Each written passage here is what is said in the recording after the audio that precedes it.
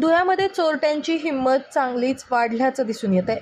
दिवसाढवळ्या महामार्गावरील मंदिराला चोरट्यांनी लक्ष करत चक्क दानपेटीच पळवल्याची धक्कादायक घटना समोर आली आहे। दिवसाढवळ्या घडलेल्या या घटनेमुळे चांगलीच खळबळ उडाली आहे। धुळ्यातील मुंबई आग्रा महामार्गावरील दरडाण्याजवळ असणाऱ्या वर्षी फाट्यावरील शनी महाराज मंदिरात दिवसाढवळ्या आलेल्या 2 चोरट्यांनी दानपेटीवर डल्ला मारत पलायन केलं।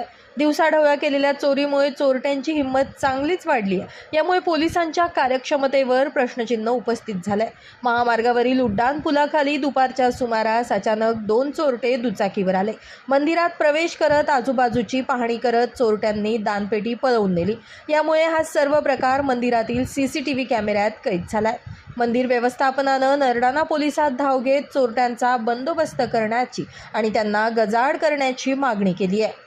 Bureau report, Lumbini news, Dhule.